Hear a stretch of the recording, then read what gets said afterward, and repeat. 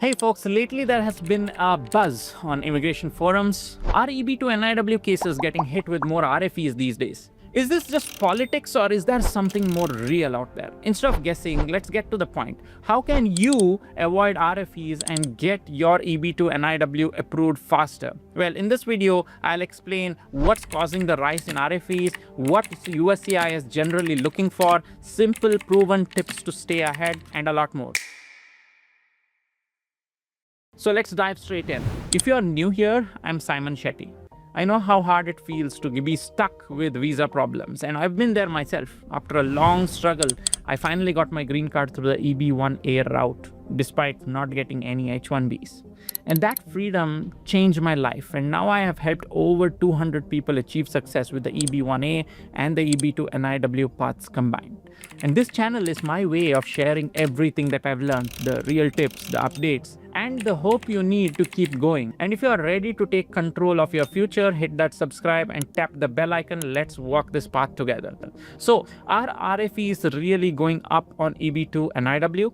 Yep, I talked to some attorneys and they say that USCIS has been looking at these cases more closely lately. This started near the end of Biden's term, but honestly, Trump's term has had a little more RFEs in the NIW category.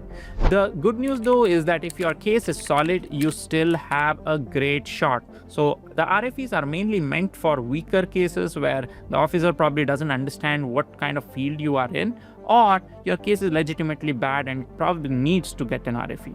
Now, here's a quick refresher. You qualify if you have a master's degree or higher, or a bachelor's degree plus 5 years of progressive work experience or exceptional ability in your field like science, arts, business, etc. What's cool about the EB2-NIW is that you can self-petition. No employer is needed, and if your work benefits the US in a big way. USCIS checks 3 things for this. The first prong is substantial merit and national importance. Your work must matter nationally, not just for your company or your state, but for the whole United States. Common RFE pitfalls are being too vague or generic, and don't say, I am a renewable energy engineer. Instead, be specific and impactful, like I am developing affordable solar technology that reduces emissions and supports the US in achieving its clean energy goals nationwide. Here's a pro tip. Use powerful keywords like national policy, critical infrastructure, economic impact, and such things. And always support your claims with solid evidence, not just statement after statement. Prong number 2 is that you should be well positioned to advance the field of endeavor. This is where many applicants hit kind of like a roadblock. They highlight past achievements but forget to connect the dots to their future plans. And here's how to avoid that. Just show how your previous work directly prepares you for a meaningful impact going forward and support that with evidence as well. For example, at let's say ABC Corporation, I led Project X, which laid the groundwork for my current national cybersecurity initiative. And the pro tip here is to draw a clear logical path from your past experience to your future goals. And you should show USCIS why you're not just accomplished, but also uniquely positioned to drive your field of endeavor forward.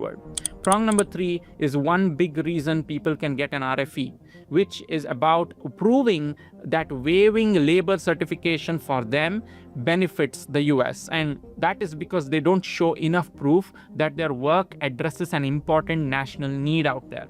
So USCIS wants to know with strong evidence like recommendation letters from experts, government reports, or even labor market data. It doesn't always have to be an urgent need like a crisis, but you do need to show that skipping the labor certification process for you indeed helps the US move faster on something that really matters, whether it is a pressing issue or a long-term priority. So missing this clear connection is a common reason for getting an RFE. Number 4, sometimes even strong cases get RFEs. Now, why is this, you may ask?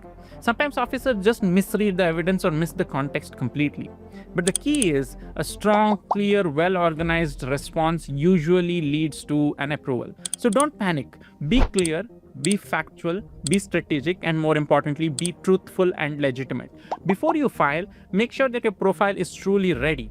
Not sure how your experience stacks up? Well, if you want a second opinion before investing time and money, that's where we've got you. Get a free EB2-NIW profile evaluation at smartgreencard.com. Fill your details and we will give you expert feedback on your chances and next steps. It's free, expert reviewed, and it will save you time and energy and money in the long run.